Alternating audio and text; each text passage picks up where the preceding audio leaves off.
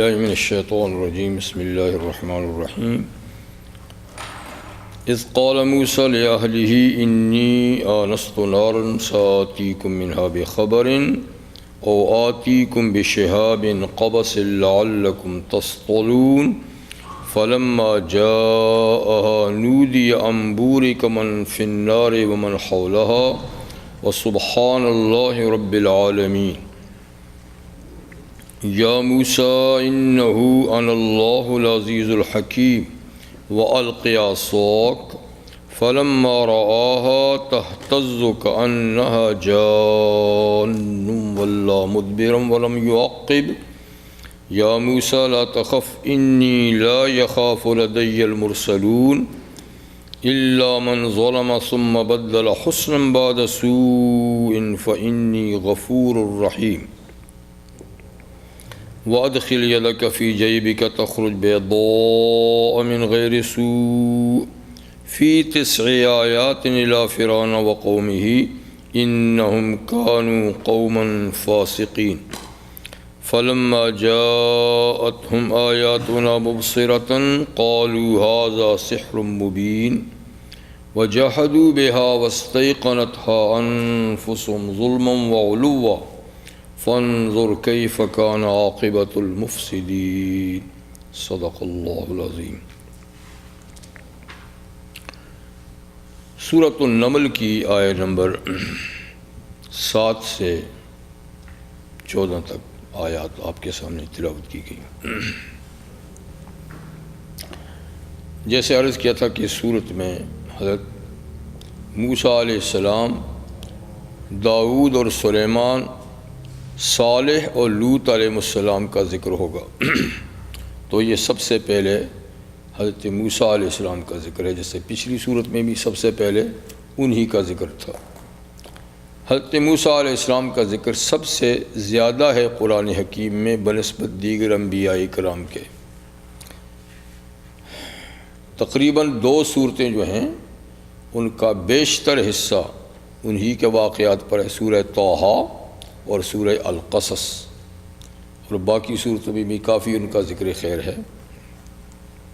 تو یہاں بھی اللہ تعالیٰ نے ان کا یہ ذکر ایک تو تسلی کے مضمون کے طور پر کیا، اور دوسرا اپنی قدرت کاملہ کے نمونے کے طور پر۔ تیسری بات یہ کہ مخالفین کے انجام کی طرف بھی اشارہ ساتھ میں کر دیا کہ ان کے مخالفین کا انجام پھر کیا ہوا۔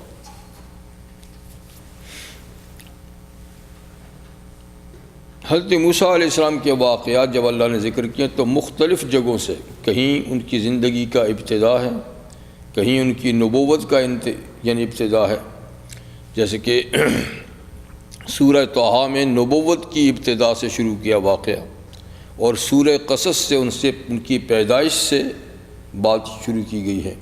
تو اس طرح مختلف جگہ میں یہاں ان کا جو ذکر ہے بہت تفصیل سے نہیں، مختصر ہی ہے، لیکن یہ نبوت ملنے سے کچھ تھوڑا پہلے سے ہے۔ یہ جب حضرت موسیٰ علیہ السلام مصر سے، جب ان سے غلطی سے ایک آدمی قتل ہوا قبطی، تو آپ وہاں سے مدین تشریف لے گئے، شعیب علیہ السلام کی خدمت میں 10 سال رہے، اور پھر اس کے بعد جب آپ دوبارہ مصر جانے لگے اپنے عزیزوں سے ملنے کے لیے، تو رستے میں آپ کو نبوت ملی۔ تو یہ وہاں سے سٹارٹ ہے، یہاں کا واقعہ کہ جب 10 سال جو ایگریمنٹ تھا حضرت شعیب علیہ السلام کے ساتھ آپ کا کہ ان کی خدمت کریں گے، اور اس پر وہ اپنی بیٹی آپ کو شادی کر کے دیں گے، تو وہ ایگریمنٹ پورا ہوا، بچی سے شادی ہوئی۔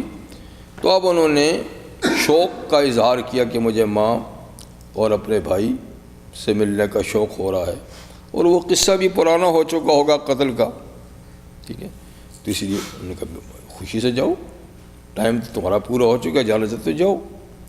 تو انہوں نے ان کی بیوی کو اور ساتھ میں کچھ بھیڑ بکریوں کا ریوڑ بھی دیا، اور ساتھ میں کوئی نوکر بھی دیا ہوگا، ظاہر بات ہے۔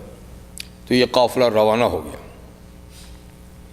تو براستہ صحرائے سینا ان کو مصر جانا تھا، یہ واحد رستہ تھا۔ تو مدین جو جارڈن میں ہے وہاں سے آپ روانہ ہو گئے۔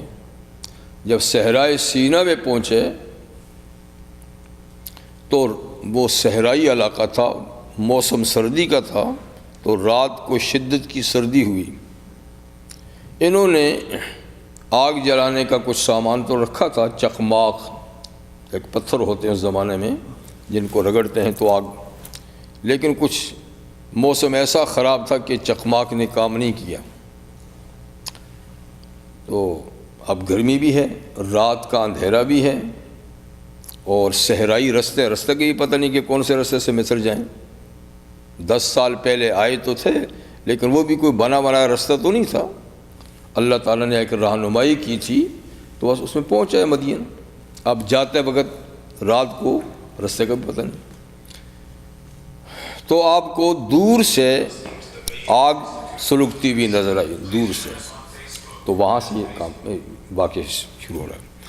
اذ قال موسیٰ لآلہ، جب موسیٰ علیہ السلام نے اپنے اہل سے کہا، اہل کہتے ہیں اصل میں بیوی کو اور بچوں کو، بچہ تو غالباً نہیں تھا، بیوی تھی اور ساتھ میں کوئی ملازم وغیرہ، کوئی نوکر وغیرہ ہوگا، وہ بھی ہوگا، باقی جو جانور تھے۔ تو اپنی بیوی سے کہا، انی آنست نارا، میں نے آگ دیکھی ہے، وہ دور آگ سلگتی ہوئی میں نے دیکھی ہے۔ تو سورہ طٰہٰ میں ہے کہ ان کو کہا امکثوا، تم لوگ یہاں رہو، تم لوگ یہاں رہو، انی آنست نارا، میں نے آگ دیکھی ہے، مجھے آگ نظر آ رہی ہے، تو میں وہاں جاتا ہوں۔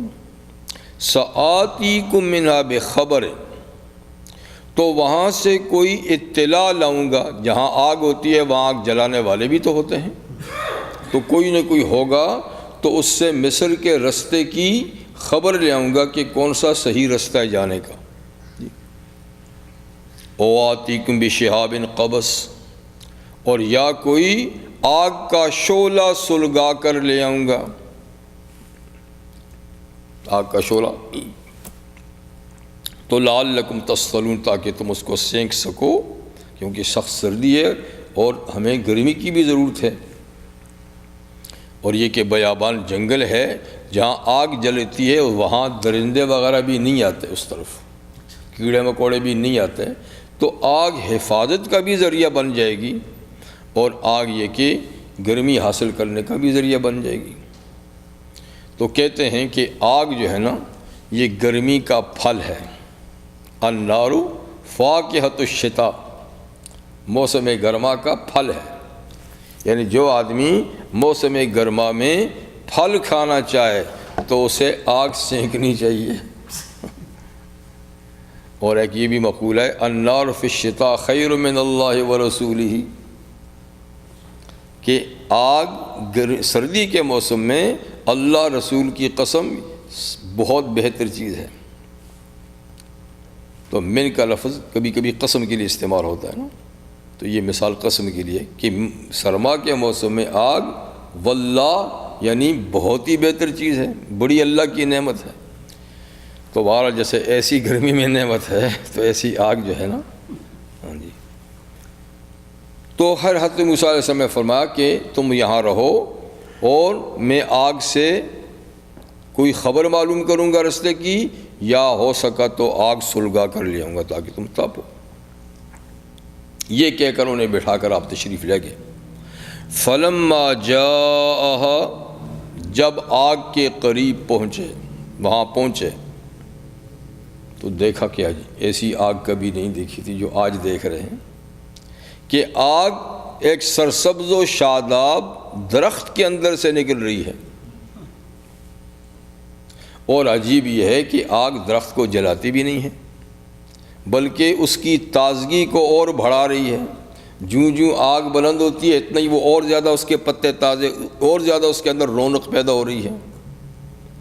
حالانکہ آگ جو ہے وہ تو ایسی چیزوں کو جلا کے راکھ بنا دیتی ہے، لیکن یہ عجیب سی آگ ہے۔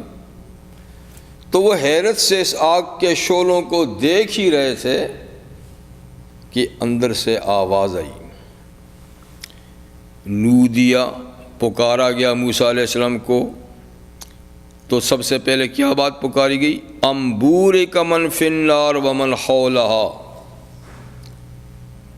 کہ جو آگ میں ہے، جو آگ میں ہے، آگ نہیں ہے یہ، جو آگ میں ہے یعنی فرشتہ، کوئی فرشتے ہوں گے وہاں پر، اور جو آگ کے آس پاس ہے یعنی موسیٰ علیہ السلام، تو ان کو برکت دی گئی ہے۔ مطلب ہے کہ یہ انتہائی بابرکت موقع ہے، انتہائی بابرکت مقام ہے۔ یہاں جو بھی آس پاس ہیں یا اس کے اندر ہیں سب بڑے ہی بابرکت ہیں۔ جیسے کہ کوہ طور، یہ طور کے جو پہاڑی ہے جس کے اندر یہ درخت تھا پہاڑی پر، اور یہاں آگ سلگ رہی تھی، تو یہ جس وادی میں یہ چھوٹا سا پہاڑ واقع ہے تو اس وادی کا نام وادی طویٰ، جیسے سورہ طٰہٰ میں ہے۔ تو آپ کو کہا گیا کہ اِنَّکَ بِالْوَادِ الْمُقَدَّسِ طویٰ، موسیٰ آپ ایک مقدس وادی میں پہنچ آئے ہیں جس کو اللہ نے بڑی پاکیزگی عطا فرمائی ہے، اس خطے کو، اس جگہ کو بڑی پاکیزگی عطا فرمائی ہے، یہ مقدس جگہ ہے۔ تو فخلا نعلیک، آپ ذرا جوتے اتار کے تشریف لائیں، مانے کہ جوتے اتار کے تشریف لائیں۔ اب جوتے اتارنے کا حکم کیوں دیا وادی مقدس میں جہاں طور ہے، جہاں آگ تھی؟ تو اہل علم اس کی دو توجیہیں بیان کرتے ہیں۔ ایک یہ کہ آپ کا جوتا جو ہے وہ کسی ایسے جانور کی کھال کا بنا ہوا تھا جو حرام تھی، ٹھیک ہے نا، یعنی گدھے کی کھال کا تھا۔ لیکن سوال یہ پیدا ہوتا ہے کہ کھال حرام جانور کی بھی ٹھیک ہے، یعنی کھال جو ہے نا اس میں کوئی ایسی بات نہیں ہے، اگر وہ صاف ستھری کر دی جائے، اس کی بدبو زائل کر دیں تو اس کو آپ استعمال میں لا سکتے ہیں، چاہے وہ جانور حلال ہے چاہے جانور حرام ہے۔ حلت حرمت کا تعلق کھال سے نہیں گوشت سے ہے۔ آپ گوشت حرام جانوروں کا نہیں کھا سکتے، کھال تو حرام جانوروں کی بھی استعمال کر سکتے ہیں۔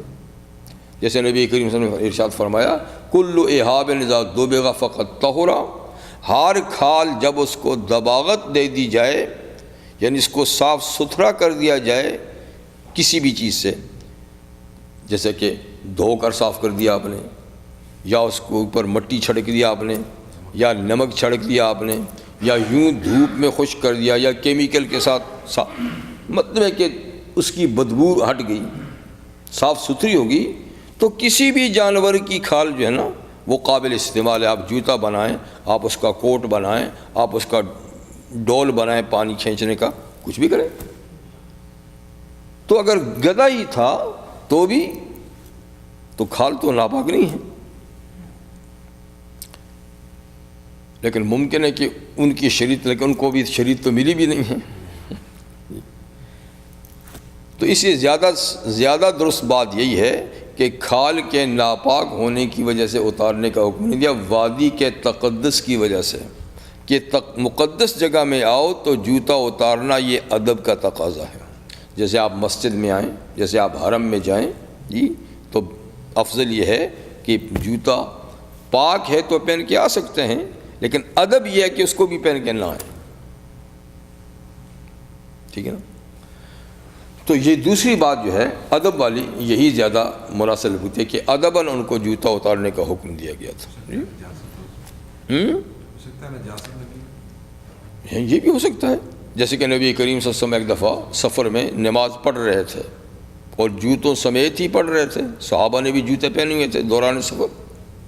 اچانک نماز کے اندر ہی حضور صلی اللہ علیہ وسلم نے جوتا اتار دیا، تو آپ کو دیکھتے صحابہ نے بھی اتار دیے۔ سلام پھیرنے کے بعد آپ نے فرمایا کہ تم نے جوتے کیوں اتارے؟ جی آپ نے جو اتارے تھے۔ تو ہم نے سوچا کہ شاید اللہ کا حکم آ گیا ہوگا نماز کے اندر کہ جوتے اتار کے پڑھو، تو آپ نے اتارے تو ہم نے بھی آپ کے پیچھے کہا نہیں، کہا ایسی بات نہیں، میں نے تو اس لیے جوتا اتارا کہ جبریل امین نے کہا تھا آپ کے جوتے میں نجاست لگی ہوئی ہے، ناپاکی لگی ہے، تو اس لیے میں نے اتار دیا، مجھے پہلے پتہ نہیں تھا۔ تو پاک جوتے میں نماز یعنی پڑھی جا سکتی ہے اور اس کو پہن کر کہیں بھی جا سکتے ہیں، لیکن ادب یہی ہے کہ جوتا اتار دیا جائے، ٹھیک ہے۔ مولانا یہ حرام جانور کے کھال کو استعمال نہیں کر سکتے، جوتے میں بھی استعمال نہیں کر سکتے، فلاں فلاں کون کہتا ہے؟ اس سے پہلے نہیں؟ یہی تو میں رو رہا ہوں۔ ارے وہی ابھی کہہ رہا ہوں، وہی کانٹریڈکٹ ہو رہا ہے۔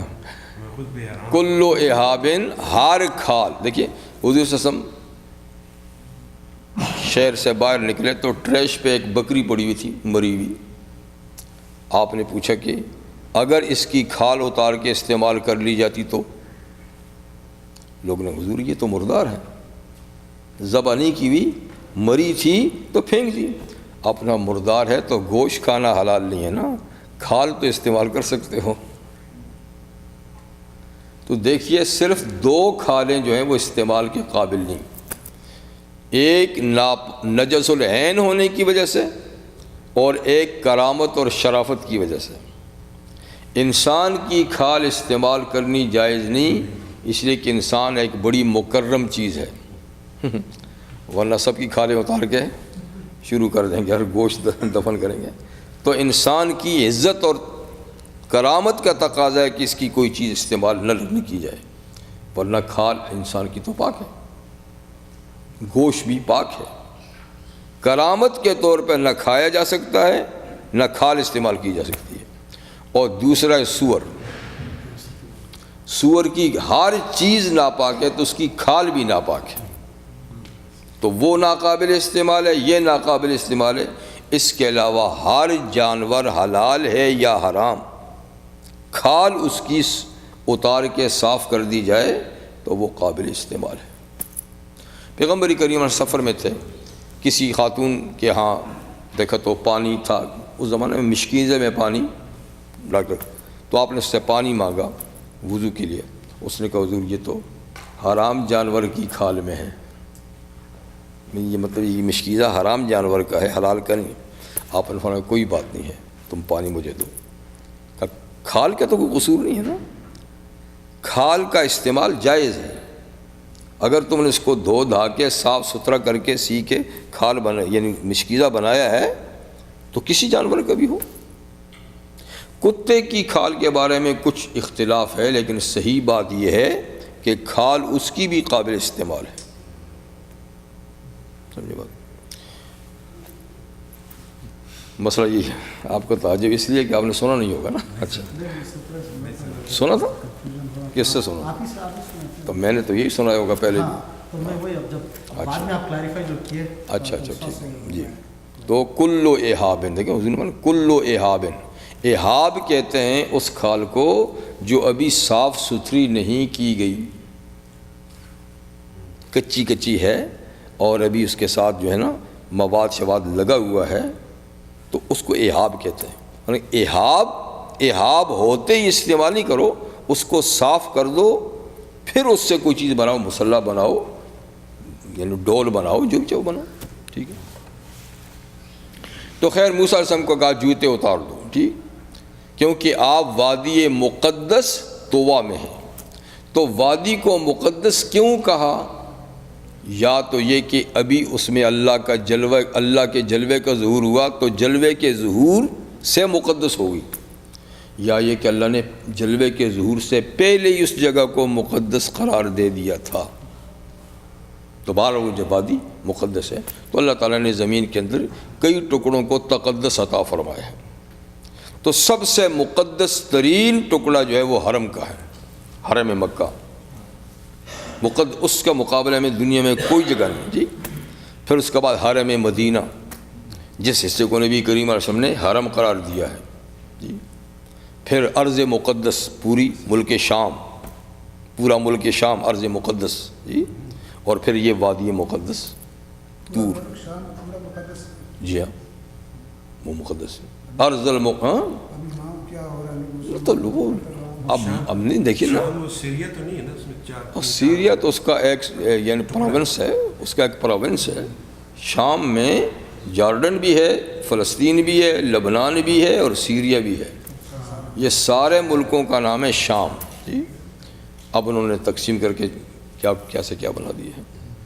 تو اس کو قرآن میں کہا ارض المقدس، ارض المقدس. یہ بھی کہا ہے بارکنا الی الارض التی بارکنا فیہا، اس زمین کی طرف جس میں ہم نے برکتیں عطا فرمائی. 4000 انبیاء کرام تو بنی اسرائیل کے اس ایریے میں پیدا ہوئے، دعوت دی اور اسی زمین میں آسودہ ہیں. اور پھر یہ کہ بیت المقدس والا قبلہ بھی اسی سرزمین میں ہے. جی عیسیٰ علیہ السلام بھی وہیں آئیں گے. ہاں آئیں گے. خیر وہ آئیں گے تو حرم میں بھی آئیں گے، مدینہ میں بھی آئیں گے، لیکن نزول وہیں ہوگا اور ان کی پیدائش کا بھی وہی ارض مقدس ہے. تو یہ جگہ یہ اس وادی کو بھی مقدس کہا، ٹھیک ہے نا، سینا کی یہ وادی. تو آواز آئی کہ جو آگ میں ہے، تو یہ آگ تو نہیں تھی، یہ اللہ تعالیٰ کا حجاب نوری یا ناری تھا. جیسے حدیث میں ہے کہ اللہ تعالیٰ کا حجاب نوری یا ناری ہے. نار کا حجاب ہے، لیکن یہ وہ نار نہیں جو دنیا والی ہے، یہ بھی تجلی ہے یا یہ نور ہے. فرمایا کہ اگر یہ حجاب نہ ہو تو اللہ تعالیٰ کی نور کی چمک سے دنیا راکھ بن جائے. لیکن اللہ نے اپنے اس جلوے کے سامنے نور یا نار کا حجاب لگا دیا ہے. اگر یہ حجاب ہٹ جائے تو لحترقت، سب کچھ جل جائے. کسی چیز میں اللہ تعالیٰ کے نور کو برداشت کرنے کی طاقت نہیں. اور یا یہ کہ من فی النار میں من زائد ہے. جی تو مطلب یہ ہے کہ یہ نار جو اللہ کی تجلی ہے، یہ اس میں برکت ہے. اللہ کی تجلیت میں تو برکت ہے.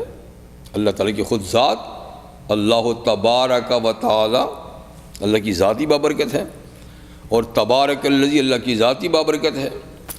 اور من حولہ سے مراد موسیٰ علیہ السلام. جی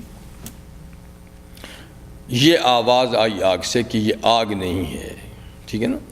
وَسُبْحَانَ اللَّهِ رَبِّ الْعَالَمِينَ. اور یہ بھی آواز آئی کہ سبحان اللہ، اللہ ہر عیب سے پاک ہے، جو رب العالمین ہے، سب جہانوں کا پالنے والا ہے. یہ آواز جب آئی تو موسیٰ علیہ السلام نے یہ آواز سنی تو اس کی سمت نہیں تھی. جیسے ہم آواز سنتے ہیں نا تو ادھر سے سنتے ہیں یا ادھر سے سنتے ہیں یا ادھر سے سنتے ہیں یا اوپر سے، کسی طرف سے. اس کی جہت نہیں تھی، ہر طرف سے سنائی دے رہی تھی. اس لیے کہ اللہ کے لیے کوئی جہت نہیں ہے. اسی سے موسیٰ علیہ السلام فوراً سمجھ گیا کہ آواز اللہ کی ہے. کسی مخلوق کی ہوتی تو وہ کسی جہت میں ہوتی اور جہت سے اس کی آواز آتی. یہ جو ہر جہت. اچھا دوسری بات اس آواز کی خصوصی یہ تھی کہ یہ صرف کانوں سے سنائی نہیں دے رہی تھی، جسم کے رونگٹے سے سنائی دے رہی تھی. ہر رونگٹے سے آواز سنائی دے رہی تھی. یہ شان تھی اللہ کی اپنی کلام کی. ورنہ مخلوق کی کلام ہم صرف کان سے ہی سن سکتے ہیں اور ذریعہ نہیں ہے. تو وہ فوراً پہچان گیا کہ اللہ کی آواز ہے. ٹھیک ہے نا، کوئی شبہ نہیں ہوا کہ یہ کسی مخلوق کی آواز ہے. اچھا اس کے ساتھ یہ بھی آواز ہے کہ یا موسیٰ، اے موسیٰ، انہ انا اللہ العزیز الحکیم. سب سے پہلے اللہ تعالیٰ نے اپنی پہچان کی اور اپنا مقام بتایا کہ دیکھو انی انا اللہ، انہ انا اللہ. شان یہ ہے کہ میں اللہ ہوں، میں اللہ ہوں اور میری صفت عزیز اور حکیم، سب کچھ پر غالب ہوں، میرے مقابلے میں کوئی چیز. جی اور بڑا ہی حکیم ہوں، سارے کام حکمت سے معمور ہیں، حکمت پر مبنی ہیں. تو میں اللہ ہوں. یہاں تو اتنا ہی ہے. اور سورہ طٰہٰ آج وہاں بھی وہی درس وہاں سے بھی چل رہا ہے. یہ دونوں آج ایک ساتھ ہی. تو بھی آج صبح کا درس وہاں سے دے کر آیا ہوں. تو وہاں سورہ طٰہٰ میں یعنی اللہ فرمایا انا اخترتک، اے موسیٰ میں نے تجھ کو نبوت اور رسالت کے لیے چن لیا ہے، منتخب کر لیا ہے، اس لیے کہ نبوت اللہ کا انتخاب ہے، وہ کسی کی قابلیت، کسی کی جد و جہد سے نہیں ملتی، ڈائریکٹ اللہ کے انتخاب سے ملتی ہے۔ انا اخترتک، میں نے تجھ کو چن لیا ہے، یہ نہیں کہ پہلے آپ نے کچھ پڑھا ہوگا، پہلے آپ نے کچھ سیکھا ہوگا، پہلے آپ کے کوئی تجربات، نہیں دیکھیے آپ تو بکریاں چراتے چراتے آ گئے ہیں، آگے بکریاں چراتے رہتے 10 سال آئے ہیں، اور آتے ہی آئے بھی تھے تو آپ آگ لینے کے لیے، تو ہم آپ کو نبوت فائز کرتے ہیں، تو یہ ہمارا انتخاب ہے۔ تو اس میں پھر یہ کہ فاستمع لما یوحیٰ، آپ اب غور سے سنیں جو آپ کو وحی کی جا رہی ہے، نبوت کی پہلی وحی ہے جی، تو اس کو غور سے سنیں۔ تو وہاں پہ یہی ہے اننی انا اللہ لا الہ الا ہوا، کہ میں ہی اللہ ہوں اور کوئی معبود نہیں، ایک وہی فاعبدنی، سو میری ہی عبادت کر، اور عبادت میں خاص طور پہ اقیم الصلاۃ لذکری، نماز قائم کر میری یاد کے لیے۔ تو ہر قسم کی عبادت میرے لیے کر، لیکن بالخصوص نماز جو میری یاد کے لیے اس کو قائم کر، اقیم الصلاۃ لذکری۔ اور تیسری بات قیامت کے بارے، ان الساعۃ آتیۃ، قیامت بس آنے ہی والی ہے، لیکن فکس ٹائم کسی کو میں نے نہیں بتایا۔ اکاد اخفیہا، اگر ہوتا تو میں اپنے آپ سے بھی چھپاتا اس کے ٹائم کو، لیکن میں تو اپنے آپ سے نہیں چھپا سکتا، اسے صرف مجھے ہی پتہ ہے، کسی اور کو اس کا فکس ٹائم معلوم نہیں۔ یا اللہ پھر قیامت لا کر کیا کریں گے آپ؟ لِتُجْزَى كُلُّ نَفْسٍ بِمَا تَسْعَىٰ، تاکہ ہر آدمی کو اس کی محنت کا صلہ ملے۔ قیامت اس لیے قائم کروں گا کہ جس نے جیسی محنت کی اچھی بری، اس کو اس کا صلہ ملے پورا پورا، اس لیے قیامت قائم ہوگی۔ یہ باتیں وہاں ہیں، یہاں نہیں۔ پھر اس کے بعد اللہ تعالیٰ نے فرمایا کہ دیکھیے وہاں سوالیہ انداز میں کہ پہلے پوچھا کہ آپ کے ہاتھ میں کیا ہے، دائیں ہاتھ میں کیا ہے،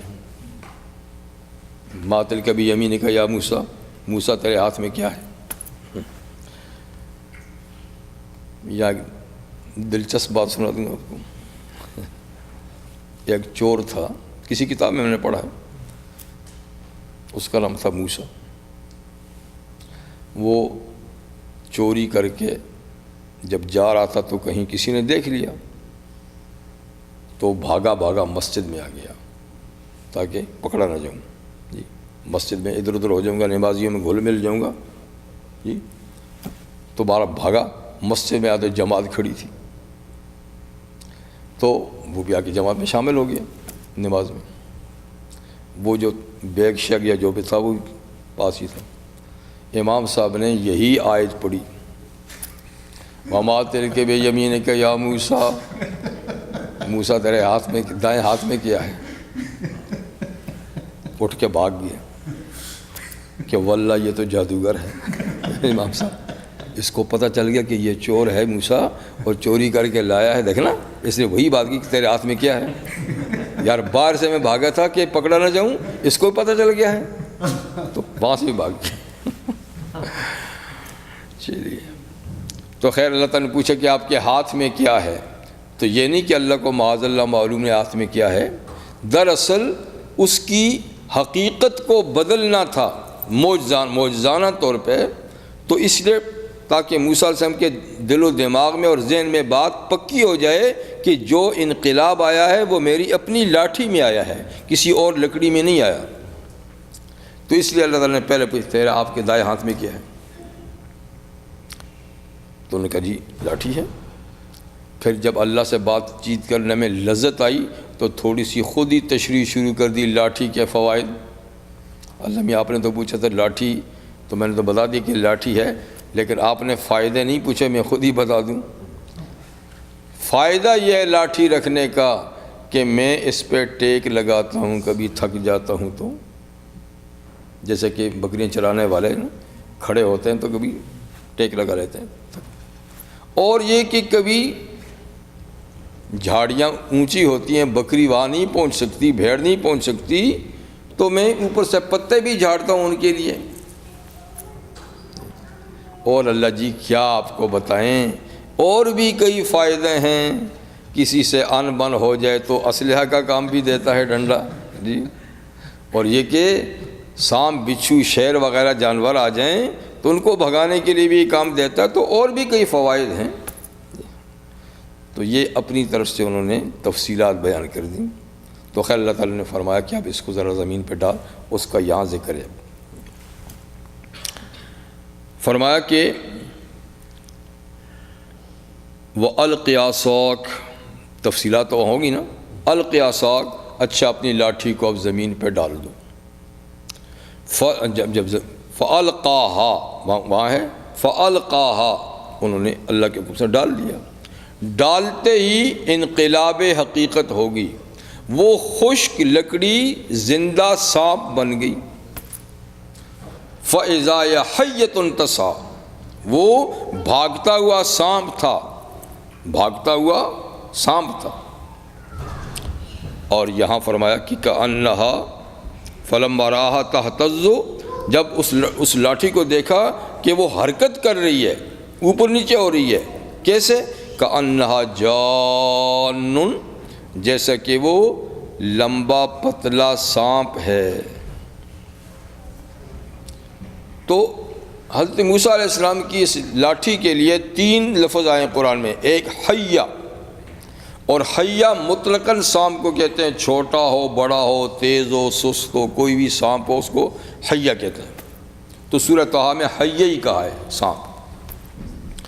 جان کہتے ہیں اس سانپ کو جو پتلا پھرتیلا اور تیز ہو، خوب بھاگے، ایسا کر کے خوب بھاگے، جان۔ تو یہاں اس میں جان ہے جی۔ اور دوسری جگہ میں ثعبان کا لفظ میں آتا ہے، ثعبان مبین، کہ واضح اژدہا۔ تو ثعبان کہتے ہیں اس کو جو بہت بڑی جسامت والا ہو اور مشکل سے حرکت کرتا ہو، ٹھیک ہے نا۔ تو تینوں لفظ اس سانپ کے لیے ہیں۔ تو تینوں کا مطلب یہ ہے کہ جب وہ سانپ بنتی تھی لکڑی نا، تو جسامت میں تو اژدہا ہوتی تھی، بڑا موٹا تازہ، لیکن رفتار میں پتلے سانپ کی طرح بھاگتا تھا، اژدہا کی طرح پڑا نہیں رہتا تھا، بھاگتا تھا۔ تو اس لیے کبھی اس کو جان کہا اس کے بھاگنے کی وجہ سے، کبھی ثعبان کہا اس کی جسامت کی وجہ سے، اور کہیں سانپ کہا، کیونکہ سانپ تو سبھی ہیں، ہر قسم کا سانپ ہے جی۔ تو جب دیکھا موسیٰ علیہ السلام نے اس کو کہ تہتز، وہ حرکت کر رہا ہے، اوپر حرکت کر رہا ہے، کأنہا جان، جیسا کہ وہ لمبا پتلا سانپ ہے، کودتا ہوا جا رہا ہے۔ تو وَلَّا مُدْبِرًا، موسیٰ علیہ السلام پیٹھ دے کے بھاگے، پیٹھ پھیر کر اس کی طرف سے بھاگے۔ وَلَمْ يُعَقِّبْ، اور پیچھے مڑ کے بھی نہیں دیکھا کہ کیا بنا، کہیں چلا گیا ہے، ادھری ہے، ناچ رہا ہے، کیا کر رہا ہے۔ بس سانپ بنتے ہی اس کی حرکت کرتے ہی موسیٰ علیہ السلام بھاگ گئے۔ جب بھاگ گئے تو اللہ تعالیٰ نے فرمایا یا موسیٰ لا تخف، موسیٰ ڈریے مت، اس سے ڈرے مت۔ تو سوال پیدا ہوتا ہے کہ موسیٰ تو اللہ کے نبی ہیں، وہ سانپ سے کیوں ڈرے، بھاگے کیوں؟ تو دراصل بات یہ ہے کہ نبی بھی تو آخر انسان ہوتا ہے، اور انسانی لوازمات اور انسانی فطرت ان میں بھی تو ہوتی ہے نا، کہ خوفناک چیزوں سے خوف تو ان کو بھی تو آتا ہے نا، نقصان دہ چیزوں سے تو وہ بھی جان کو بچاتے ہیں نا۔ تو اس لیے انسانی فطرت کے ناطے مضر چیزوں سے بچانا، جیسے ہر انسان کہے تو انبیاء کرام بھی اس طرح کا خوف ان کو بھی ہوتا ہے، وہ اس سے جان بچاتے ہیں، لیکن جہاں تک عقلی خوف ہے وہ نبی کو نہیں ہوتا۔ عقلی خوف کا مطلب یہ ہے کہ نبی یہ سمجھتے ہیں کہ کوئی چیز اللہ کے حکم کے بغیر نقصان نہیں پہنچا سکتی، اللہ کہیں گے تو نقصان ہوگا، نہیں تو نہیں ہوگا، اور اللہ پہنچانا چاہے گا تو کوئی بچ بھی نہیں سکے گا۔ تو عقیدہ تو یہی ہوتا ہے، لیکن فطرت انسانی کے تحت اگر نقصان والی چیز سے کوئی بھاگ جائے، بچنے کی کوشش کرے، تو یہ بات نبوت کے منافی نہیں، ٹھیک ہے نا؟ اس لیے کہ فطرتی چیزیں اور بھی تو انبیاء میں ہوتے ہیں، بھوک ان کو لگتی ہے، پیاس ان کو لگتی ہے، بیمار وہ ہوتے ہیں، تو اس قسم کی چیزوں میں یہ بھی ہے۔ تو اس لیے موسیٰ علیہ السلام فطرتی تقاضے کے تحت چلے گئے تھے کہ آخر ہو نہ ہو یہ مضر چیز ہے، موذی چیز ہے جی، لیکن یہ اندیشہ نہیں تھا کہ اللہ کے حکم کے بغیر یہ کوئی ڈس لے گا، کچھ کر لے گا۔ دوسری بات یہ بھی ہے کہ انبیاء کرام اس چیز سے ڈرتے ہیں جس سے اللہ ڈرانا چاہیں، مطلب کہ وہ مخلوق سے نہیں ڈرتے پر خالق سے تو ڈرتے ہیں، خالق سے تو ڈرتے ہیں۔ تو یہ چونکہ خالق نے ہی بنایا تھا نا لکڑی کو سانپ، اگر یہ قدرتی سانپ ہوتا پہلے سے تو شاید اتنا خوف نہ کھاتے، لیکن چونکہ اللہ نے بنایا تھا تو اللہ سے خائف تو انبیاء ہوتے ہیں، تو اس لیے وہ ڈرے اور بھاگ گئے، خدا نہ خواستہ اللہ ناراض ہو گئے، لاٹھی کو سانپ بنا دیا۔ تو اللہ سے خوف تو انبیاء کرام کو ہوتا ہے جی، اور یہ لاٹھی کا منقلب یہ اللہ کے حکم سے تھا، تو یہ خوف اس سے نہیں تھا، دراصل اللہ سے تھا جی۔ تو بہرحال آپ پیٹھ پھیر کے بھاگے اور مڑ کے نہیں دیکھا، تو اللہ تعالیٰ نے فرمایا لا تخف موسیٰ، ڈرے مت، یعنی یہ آپ کو کوئی نقصان نہیں پہنچائے گا، یہ تو آپ کی نبوت کی دلیل ہے، آپ کی نبوت کا معجزہ ہے۔ اس لیے کہ انی لا یخاف لدی المرسلون، میں جو ہوں نا تو میرے پاس میرے بھیجے ہوئے ڈرتے نہیں ہیں، آپ چونکہ میرے رسول ہیں اس لیے آپ کو ڈرنے کی کوئی ضرورت نہیں ہے۔ میرے پاس جو میرے فرستادہ ہیں وہ ڈرا نہیں کرتے، تو آپ تو میرے نمائندے ہیں، میرے رسول ہیں، ٹھیک ہے نا، تو آپ ڈریں نہیں۔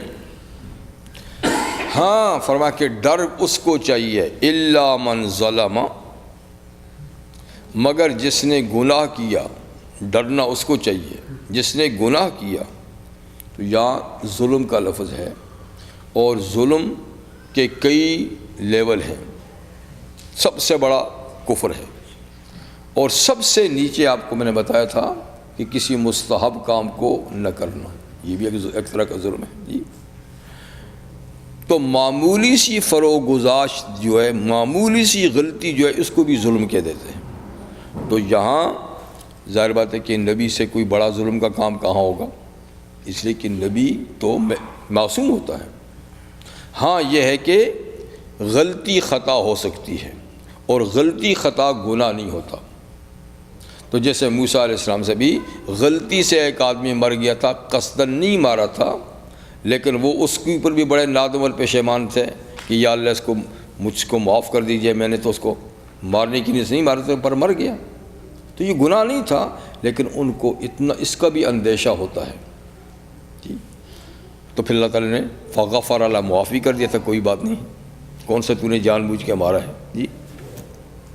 تو الا من ظلم، مگر کسی نے ظلم کیا، یعنی اس سے کوئی فروغ گزاشت ہو گئی، اس سے کوئی معمولی سا جرم ہو گیا، معمولی سی خطا ہو گئی، لیکن ثم بدل حسنا، پھر اس کے بعد اس نے اس کو نیکی سے بدل دیا، اس کے بعد توبہ کر لی، یا اس کے بعد کوئی نیک عمل کر لیا، تو اس کا صفایا ہو گیا، ٹھیک ہے نا۔ بعد سوء، ثم بدل حسنا بعد سوء، یعنی اس برائی کے بعد اس برائی کو نیکی سے بدل دیا، تو فإنی غفور الرحیم، میں اس کے لیے غفور الرحیم ہوں۔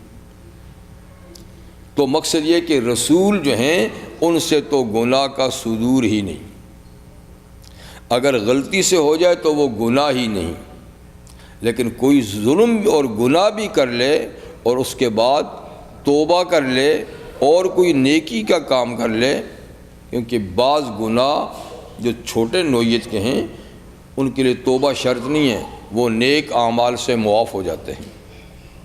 جیسے کہا دیتے معاذ بن جبل رضی اللہ عنہ کو جب حضور نے دائی اور گورنر بنا کر یمن بھیجا تو آپ کو نصیحت کی کہ ایک تو یہ کہ اے معاذ اتق اللہ حیث ما شئت، کہ تو جہاں کہیں بھی ہو خدا سے ڈر، اللہ کا دھیان رکھ، اللہ سے ڈر، مسجد میں ہے، گھر میں ہے، آفس میں ہے، بازار میں کہیں بھی ہے، اتق اللہ حیث ما کنت، جہاں کہیں بھی ہے خدا سے ڈر۔ ایک دوسرا حضور نے فرمایا کہ اتبع سیئۃ الحسنۃ تمحھھا، کبھی گناہ ہو جائے تو اس کے فوراً بعد نیکی کا کام کر لے تو وہ نیکی اس گناہ کو مٹا دے گی۔ تو اس سے مراد چھوٹے گناہ، ٹھیک ہے نا، اور اگر بڑا گناہ ہو تو اس کو مٹانے کی نیکی صرف توبہ ہے، لیکن چھوٹا گناہ ہے تو اس گناہ کے بعد کوئی سی بھی نیکی کریں تو وہ نیکی اس کو مٹا دے گی۔ تو اتبع سیئۃ الحسنہ، گناہ کے پیچھے نیکی کو لیا، تمحھھا، وہ نیکی اس کو مٹا دے گی۔ تیسری چیز فرمائی خالق الناس بخلق حسن، لوگوں کے ساتھ اچھے اخلاق سے پیش آ۔ تو یہ تین باتیں فرمائیں۔ تو مقصد کہنے کا یہ ہے کہ یہاں بھی اللہ تعالیٰ فرماتے ہیں کہ جس نے ظلم کیا یعنی کوئی گناہ کیا، پھر اس گناہ کو گناہ کے بعد نیکی سے بدل ڈالا، توبہ کر کے یا کوئی اور نیکی کر کے، فإنی غفور الرحیم، میں بخشنے والا مہربان ہوں۔ یہ ایک عام قانون بتا دیا اللہ تعالیٰ نے، ٹھیک ہے نا، یہ نہیں کہ موسیٰ علیہ السلام پہ چسپاں ہو رہا ہے، وہ نہیں، بلکہ یہ عام قانون ہے۔ اچھا، تو ایک معجزہ دے دیا کس کا؟ لاٹھی کے سانپ ہونے کا۔ اب دوسرا، وَأَدْخِلْ يَدَكَ فِي جَيْبِكَ، اور اے موسیٰ اپنا ہاتھ اپنے گریبان میں ڈال، اپنے بغل کے نیچے رکھ۔ یہ بات دوسری صورت میں یمینک، دایاں ہاتھ ایسا ڈال، اور پھر اس کو یوں نکال تو کیا ہوگا؟ وہ تخرج بیضاء من غیر سوء، پھر بغل میں ڈال کے نکال تو سفید چمکدار ہوگا لیکن بغیر کسی بیماری کے۔ ایک تو بیماری سے ہاتھ سفید ہو جاتا نا، بیمار ہو کر نہیں آئے گا، بلکہ یہ قدرتی نشانی کے طور پہ، معجزے کے طور پہ آپ کے ہاتھ میں چمک پیدا ہو جائے گی، ایسی چمک جیسے سورج چمکتا ہے۔ جی، یہ دو معجزے، یہ آپ کی نبوت کی نشانی کے طور پہ دو معجزے، دو نشانیاں فی الحال آپ کو دی جا رہی ہیں، مزید حسب ضرورت دی جائیں گی۔ فی الوقت یہ دو نشانیاں آپ کی نبوت کی، کوئی پوچھے آپ کیسے نبی ہیں، کیا نشانی ہے، تو یہ دو نشانیاں آپ ان کو بتائیں۔ یہ من جملہ فی 9 آیات 9 نشانیوں کے ہے، باقی 7 بعد میں دوں گا، وقتاً فوقتاً جب ضرورت پڑے گی۔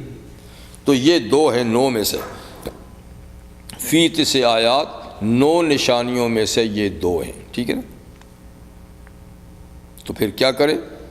الی فرعون، جائیے فرعون کے پاس۔ ڈیوٹی کہاں سے شروع کرنی ہے؟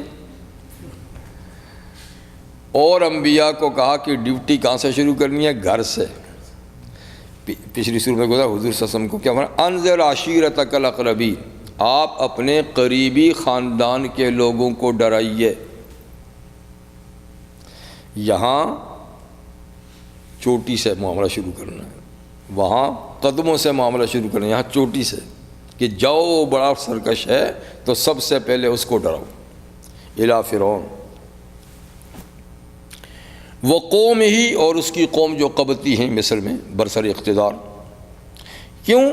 انہم کانوا قوما فاسقین، یہ پوری قوم، پوری کی پوری قوم کافر ہے۔ فاسق کا لفظ جس سے میں آپ کو بارہا بتایا ہے کہ یہ گناہ کبیرہ سے لے کر کفر تک پہ بولا جاتا ہے، یعنی ایک مسلمان سے گناہ کبیرہ ہو جائے اس کو بھی فاسق کہتے ہیں، منافق جو بدترین کافر ہے اس کو بھی فاسق کہتے ہیں، اور کافر اور مشرک کو بھی۔ تو یہ لفظ سب پہ بولا جاتا ہے، تو جگہ کی مناسبت سے دیکھیں کہ کس پہ بولا جاتا ہے، پھر وہی معنی ہوگا۔ تو کافروں پر بولا گیا فاسق تو اس کا معنی کافر ہے، منافق پہ بولا گیا تو اس منافق ہے، اور گناہ گار پہ بولا گیا تو اس کا معنی گناہ گار ہے، تو یہ سب پر بولا جاتا ہے۔ فاسق کے ساتھ فاجر بھی استعمال ہوتا ہے، فاسق بس وہ ایک ہی معنی دونوں کا، فاسق فاجر ایک ہی ہے جی۔ فسق و فجور، تو فسق و فجور اصل میں فسق کا لفظی معنی ہے نکل جانا، دائرے سے نکل جانا۔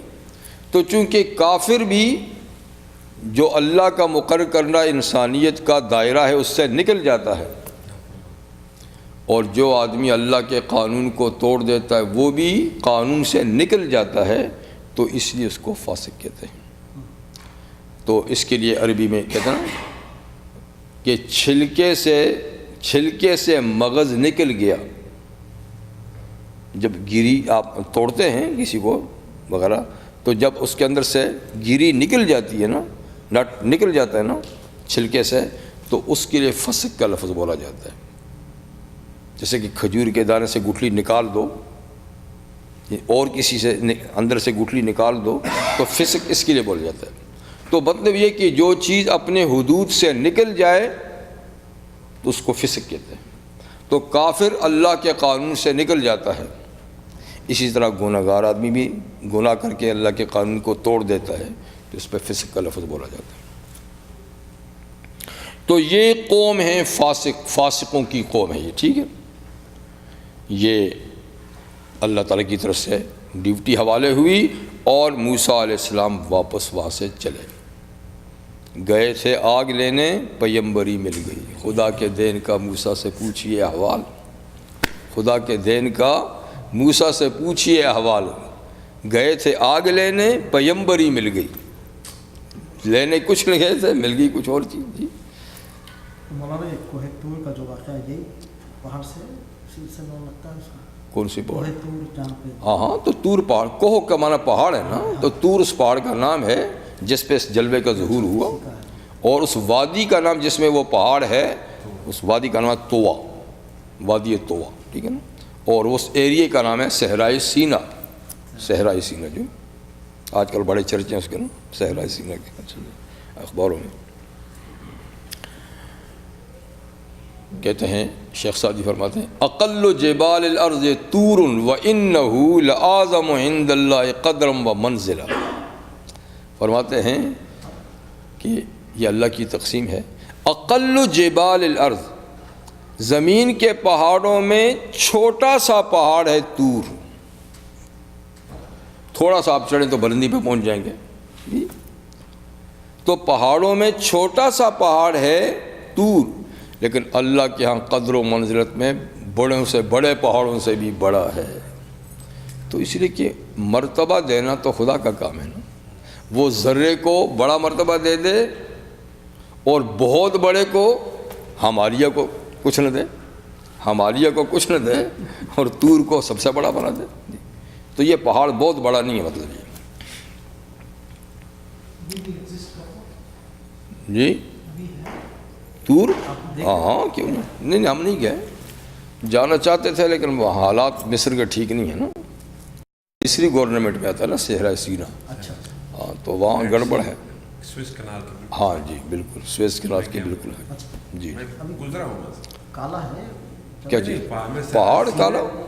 کے پاس نہیں نہیں نہیں، پہاڑ کیوں؟ اس کے اللہ کی تجلی سے مسلم نہیں نہیں نہیں، جلا وہ اور تھا، وہ تو میں اسی کی بات کر رہا تھا۔ نہیں نہیں، وہ تو تجلی للجبل ایک اور اس کے ساتھ پہاڑ تھا، اس پہ تھوڑی سی اللہ نے تھوڑی سی ڈالی تھی، سارا پہاڑ جو ہے نا راکھ بن گیا تھا نا، وہ حضرت موسیٰ علیہ السلام کو دکھانے کے لیے کہ آپ مجھے دیکھ نہیں سکتے ہو، کیونکہ انہوں نے تمنا کی تھی کہ آپ کی باتیں سن کے بڑا محظوظ ہو رہا ہوں، تو دیکھوں گا تو کتنا زیادہ محظوظ ہو جائیں گا۔ کہا سن سکتے ہو لیکن دیکھ نہیں سکتے، اور یہ شوق میں یوں آپ کا پورا کر دوں کہ دیکھو یہ پہاڑ کتنا زبردست ہے، اگر یہ میری تجلی برداشت کر گیا تو پھر سمجھے کہ آپ بھی کر لیں گے، یہ نہ کر سکا تو پھر آپ دوبارہ اس کی تمنا نہیں کرنا۔ تو فلما تجلی للجبل، تجلی ڈالی، جعلہ دکا، اس کے ریزہ ریزہ کر دیا اس کو جی، وخر موسیٰ صاعقا، یہ منظر دیکھتے ہی موسیٰ علیہ السلام بے ہوش ہو کر گر پڑے۔ اوہو، یہ تو واقعی تجلی نہیں دیکھ سکتے، حالانکہ وہ سوئی کے ناکے کے برابر تجلی ڈالی تھی، بالکل پوری سی۔ فلما جاءتہم آیاتنا، خیر جب موسیٰ علیہ السلام تشریف لے گئے، باقی قصے کو چھوڑ دیا کہ پھر گھر والے کو لے کر گئے، کیا ہوا کیا نہ ہوا اس کو رہنے دیا۔ جب ڈیوٹی پہ پہنچے سیدھے فرعون کے پاس گئے، جاءتہم، فرعون اس کی قوم کے پاس تشریف لائے، آیاتنا یعنی ان کے پاس ہماری آیتیں نشانیاں پہنچی، موسیٰ علیہ السلام یہ معجزات لے کر پہنچے، مبصرتاً جو بصیرت کا ذریعہ تھیں، دل روشن کرنے کا ذریعہ تھیں یہ نشانیاں۔ چاہیے تھا کہ ان نشانیوں کو دیکھ کر ان کے دل روشن ہو جاتے، حق قبول کرتے، لیکن انہوں نے کیا کہا، ھذا سحر مبین، او دیکھا نا، لاٹھی کو سانپ بنا دیا، ہاتھوں کو چمکا دیا، یہ تو کھلا ہوا جادو ہے، یہ تو کھلا ہوا جادو ہے۔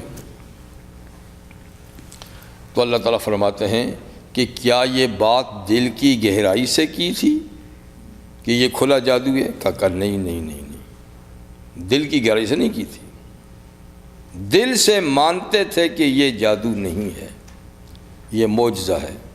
موسیٰ نبی ہیں، جھوٹے نہیں ہیں، ٹھیک ہے نا، لیکن یہ اوپر کی بات ہے۔ وَجَحَدُوا بِهَا، اور فرعونیوں نے ان نشانیوں کا انکار کیا، ان کو بطور معجزہ تسلیم کرنے سے انکار کیا۔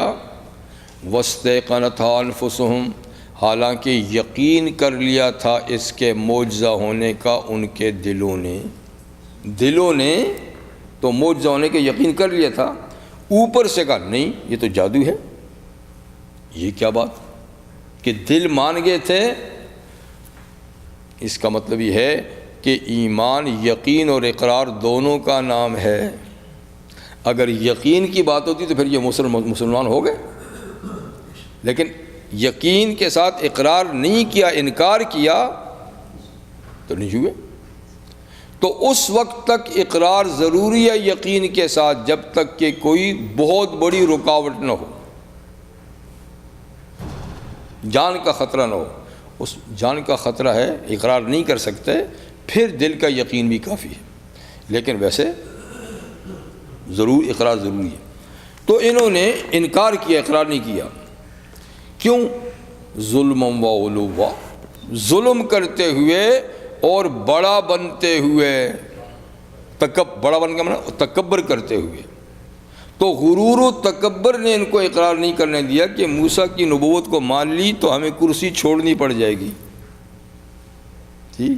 تو یہ تو ہم کر نہیں سکتے، اقتدار نہیں دے سکتے، لہٰذا ہے تو اندر سے ٹھیک ہے بات، لیکن ہم اس کو نہیں مانیں گے اور اس کو جادو کہیں گے۔ تو اللہ، ہاں جی، بات بھی ختم ہو گئی۔ فانظر کیف کان عاقبۃ المفسدین، سو دیکھ لیجئے پھر ان مفسدوں کا انجام کیا بنا۔ جب ان حق قبول نہیں کیا تو ہم نے کس طریقے سے ان کو اتار کے دریا میں ڈال دیا جی۔ تو جب نہیں جاؤ گے تو پھر یوں ہوگا۔ تو اتنا سا قصہ تھا، یہ بات ختم ہوگی۔ سبحانک اللہم و بحمدک، اشہد ان لا الہ الا انت۔